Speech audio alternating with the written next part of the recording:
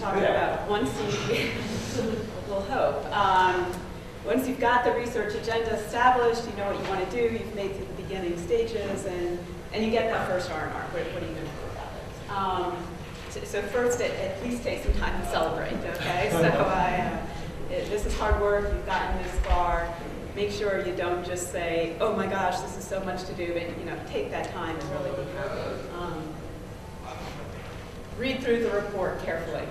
Referees spend a lot of time doing these reports. Everybody up here, I hate to think, sort of collectively, how much time we spend every year on referee reports, but suffice to say it's a lot. And a referee, generally, if they give you an R&R, they've put a lot of effort into thinking through the issues, so don't write them off quickly. That being said, after you finish step 1, being happy, and step 2, reading through the report, my own personal recommendation is just to put it aside for at least a week. It is, you've been working on this paper for a long time. You have so much vested in it. I think it's very natural for a first reaction to be, oh no, that's not right. Oh no, I don't need to do that. Oh no, the referee doesn't understand it. And sort of have this really defensive nature to you. And I always find that putting it aside for a time, I can then come back and be much more objective and say, okay, maybe I hadn't thought about it that way before, but I could see the value of this. And it just allows you to open your mind up. How long? I put a week. I have different co-authors that have different sort of amounts of time on this, and co-authors that I work with a lot, they'll call me and say, Michelle, you ready to talk about it yet? No, not yet. Put it down a little longer. But wait till you're really ready and can think about it in an open-minded perspective. Okay, so we've done that. Second, assess what lies ahead. How are you going to tackle this? It's a big project, okay? Getting an R&R it's a huge step, but you're still far from being there. So at most journals these days, you'll have 2 referee reports, plus, in many cases, a very detailed letter from the editor. And frankly, with all those comments, it's not unusual. You can have 10 pages of comments, of stuff to do, and that's a lot. It does differ substantially across journals. So when you get a report, if you get a report from JFE and you say, well, I got an R&R, but it just seems like a form letter, maybe my chances aren't good, I can tell you at JFE, it generally always works that way. Whereas at JF, if you get an R&R and you have a very detailed, lot of things from the editor, again, at JF, it almost always works that way. So as everybody has said across all these topics, always talk to your senior colleagues. They'll give you a lot of perspective on how to interpret it. Read each report carefully, of course. In the cases where you do have an informative letter from the editor, really focus on that, okay? So if you have 2 referee reports and a letter from the editor, in most cases, the editor is going to highlight what issues out of the referee report they see as being particularly important, and really use that letter from the editor to guide you through this process, okay? It's almost like, okay, across all the reports you have maybe, 30 things to think about. The editor is giving you your top 5 list. So use that, okay, and have that structure your thinking. And think through, again, you've got so many issues across all the referee reports. Inherently, some of them are much bigger issues than others. So try to divide them up. It makes it seem less overwhelming. What are empirical issues versus what are writing issues? I find that in most cases, not all, but in most cases when you get an R&R, the focus of the revision is going to be either, I love your motivation, you've got a great contribution, but I've got some real issues with the empirical tests. Let's focus on the empirics. Okay, so that's where you want to start. There's other cases, maybe a little bit less common, but nonetheless, where they say, I love these tests, these are really informative, but I think you need to switch the positioning of the paper a little bit. So try to think about what the focus is of what they're asking for. And then finally, and maybe this is hardest, but there's inevitably going to be some issues. They're clear, you know exactly what they're talking about, and there are other issues, you know, you can read this referee comment 10 times in a row, and the reality is you have absolutely no idea what they're saying. You know, it's really frustrating, but they're seeing something different than you, whatever, you don't get it. Okay, well, I said put the overall report down for a week.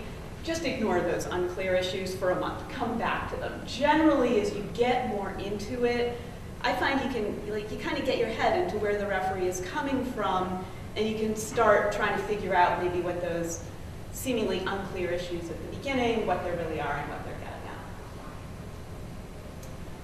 at. Okay, so this is just the way I go about it. Obviously, it doesn't have to be for everybody, but I find it really helpful. I will take all of the referee reports, editor letter, etc., and just copy it all into Word, and then start making comments underneath each thing. Okay, I can do this. This is how I'm going to go about this one. Okay, this is what we need to do here. It sort of helps do things, and as I develop this Word document, in the end, which I'll come back to later, that ends up being the template for the response to the referee down the road. And so it keeps the whole process organized for me. Again, that's just kind of my personal approach. Okay, big points to keep in mind as you do this. This is a huge balancing act. I mean, think about it, right? You're trying to make these referees and editor happy, and if you don't succeed, they get to reject the paper. Both, the end. So what do you want to do? You want to do everything in your power to make them happy. But at the same time, they're not co-authors of the paper, and you need to really make sure, you know, you wrote this paper with a certain focus in mind. Don't lose that focus, okay? Make sure that as you address all these comments, at the end of the day, you still have one focused paper. Because otherwise you end up with a mess. And you know, you've got a paper that has like your team of 3 co-authors and the 2 referees and the editor, and it's just sort of a jumbled mess, and you want to avoid that. And in that spirit, I always think of what's the worst type of revision? What do I really want to avoid? Well, obviously I want to avoid missing out on some really important points that the editor referee brought up. That's clear. I mean, that's presumably surprising nobody. But here maybe it's what, if this is the first time you've done this, is more surprising. A very bad type of revision can be one that incorporates every single detail of every single referee and editor into the main body of the paper and reports everything in a table. It's just too much. I mean, referees these days, they ask for, I feel like, 1,074 robustness checks. I mean, maybe I'm exaggerating a bit, but it goes on and on. You just can't put them all in the main body of the paper. And so you really need to think about what goes in the main body of the paper and what goes in the walls. Okay, so you've got your plan. Where are you going to go for next? Personally, I start with the empirical issues. I put model up there because I feel like I shouldn't be biased against theory papers. I have no theory papers. I will probably never have a theory paper, so not necessarily as much advice on that one. On the empirical front, though, never hesitate to collect additional data. A lot of times you think, oh, the referees may be being unreasonable, they're asking for too much data. You have the R&R, make the most of it, okay? Go for it, collect the additional data. Avoid dismissing the referee's comments as stupid. This was one of the early things that happened to me. I got my first reject, happens to us all, got the report. It was a paper that had used, at the time, a seemingly new econometric approach, which now sounds really stupid because it was using 2-stage least squares, so feel free to all laugh. But at any rate, we had written this paper, it was focusing on endogeneity, and we got the referee report back, and they had just completely misunderstood what we had done. And I, of course, was mad, and I went on, I guess, the analog of Jared's rant to Wayne Michelson. My personal rant was to Harold Mulheron. He was seemingly just as patient as Wayne was, which was good. And as I sort of finished and wound down, he said, it doesn't matter, the referee's always right. You didn't write it well enough. And walked away. And that's sort of it, right? Like, if I can't explain it well enough in the paper so that the referee doesn't understand, you've got to fix that. If you keep that in mind, I think I always kind of remind myself of that comment. Okay, so you do your empirical work, construct your new tables, one set for the paper. Also keep track of, there's going to be other papers, other tables that you'll probably present as supplementary in the response to the referee. And I'll come back to that in a second. Okay, so you finish the empirical. Fourth, rewriting the paper. You have these new sets of results. You've probably learned something from these new set of results, okay? Don't just ignore it. Think about what you've learned and how that affects the positioning of the paper, okay? So do you need to motivate it a little bit differently? Is your contribution, does that need to be reframed? Make sure it's all clear, obviously.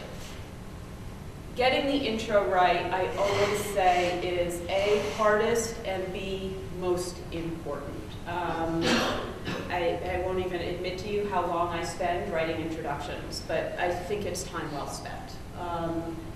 Make sure you get your colleagues, friends to read it before you resubmit. I always say, you know, don't ask somebody to read, don't ask too many people to read a whole paper. I've got my go-to list of about 3 people that I always ask to read my whole paper. I have a much longer go-to list of people that I'll say, look, I know you don't have time to read a whole paper carefully right now, but could you just take a look at these 5 pages? That's a really hard thing to turn down. I mean, I know we're all busy, but everybody has time to read 5 pages. And getting that feedback is really useful. So I'd encourage you to do that, okay? Go to your colleagues, your friends in the PhD program. Don't read the whole thing, just read the intro. A lot of times you'll find that once they get into the intro, they're interested and keep going, but it's less intimidating just to do that. Okay, so now you've got all these comments, you've got your new set of results, you've thought through how you want to position it, motivate it, whatever. This, to me, can be a really tricky issue, and that's where to address the referee's points, okay? Does it go in the main body of the paper with tables that report it? Does it go in a robustness section where you discuss the results but don't tabulate them? Does it get stuck in a footnote? Does it go in an internet appendix? Is it only in the response to the referee? There's no right answer here, okay? You're seeking for a balance. Go back to that letter from the editor. That can give you some guidance. I would say everything from the letter to the editor, that's most important. That should be up there in the main body of the paper with things tabulated. You know, don't put every single referee request in a footnote. That's a bit offensive. You want to avoid that, okay? Think about the balance, but really go through it and try to think about what things are framing the overall point of the paper. Again, come back to that issue of focus. What is the focus of the paper? And things that are most pertinent to that focus need to be in the main body of the paper. But you don't want to end up with something that's so scattered that you're all over the place. And so sometimes to keep the focus, certain things have to get left out, right? You don't want a 100-page paper. And so in the interest of space and focus, some things are going to get stuck these other places. Okay, you've got the paper written. The other thing, of course, that you need to do is write the response to the referee. So here's where I go back to that Word document that I made before. I've got the whole structure already there, so that makes that pretty easy. And I just restructure and organize things, etc. There are a variety of approaches here. I don't think there's one right or wrong. I'll just go through a few alternatives. Some people copy word for word each referee's comment and then write below in a lot of detail how you addressed each issue. Other people will briefly summarize the referee's comment and then write below how you addressed each issue. You know, again, other people can chime in here. I don't really think there's a one right or wrong. Just be consistent. Sometimes what happens is when you copy word for word, the response just gets so long that it's a little overwhelming, and so I'll choose the summary approach instead. I really don't think that's a big deal. Again, another thing people differ on, I've received responses that are longer than the paper when I'm the referee. Just like, you know, I just pressed print and I'm like running out of paper. It's just ridiculous. I find it so crazy. But then I talk to other people that they really like those detailed responses and they want to know all the details of how an author responded to their comments. So again, how can you make everybody happy? This I strongly recommend. However you go about the detailed comments, make a 1 to 2 page executive summary response or part at the beginning of your response, okay? I will generally write one executive summary to the editor and both referees. And that solves problems like one referee said this, another referee said that, how are you consistent? This sort of provides an overview to everybody, across the referee and editors. Here's the big issues that were brought up. Here are the main changes to the paper.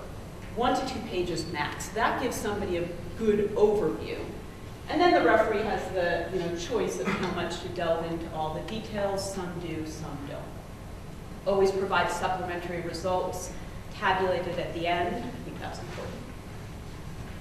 Okay, points to watch out for as you do this. How many of the editors, so you've finished your own process, okay? You've got everything together.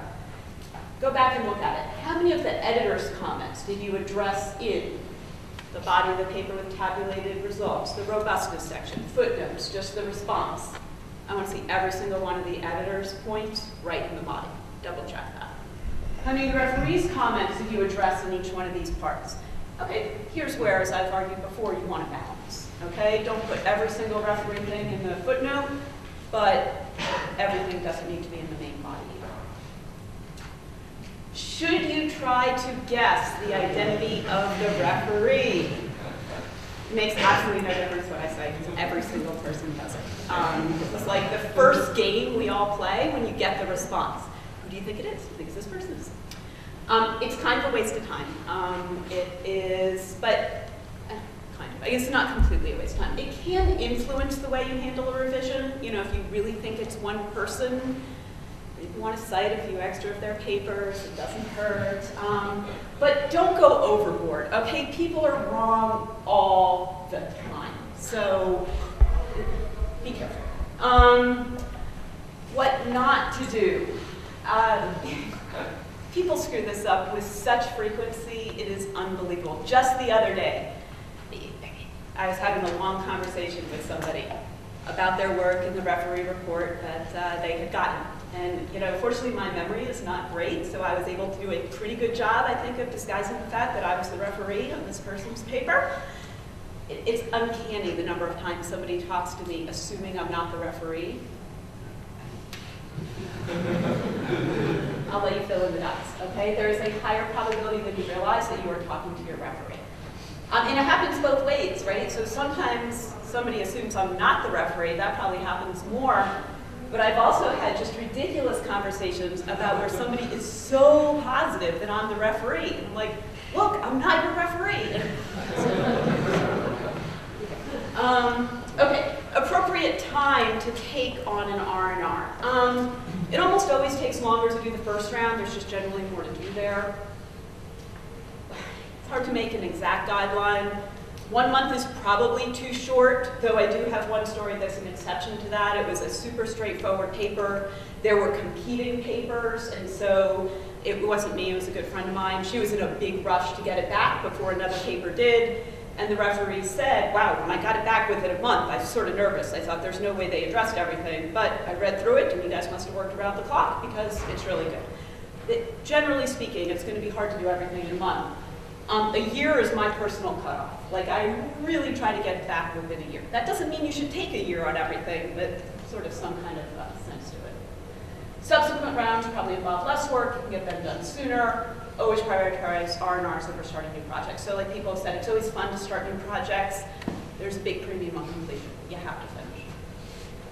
Okay, a few random thoughts. I got an R&R, but one referee seems very negative. Most editors these days send the papers to 2 referees, sometimes more. It is very rare that both referees recommend revision, okay? It is, even among revisions, it is generally the case that at least one of your referees recommended rejection. So the good news is the editor decided in your case to offer revision. So, go for it. I got an R, I'm not sure what my chances are. Show the reports to a senior colleague. Often people with less experience think that R&Rs are more negative than they actually are. So getting some feedback would be good, but also realize your chances, not your changes, your chances of ultimate acceptance are still frustratingly far from 100%. Some journals in particular these days seem to be having more later round rejections, so really take those comments seriously. Okay, not my assigned topic, but just a quick note, how should you handle a rejection? Interestingly, I think mostly the same way as everything I just said for the revision. There's a higher probability that your referee at a subsequent journal is going to be the same person.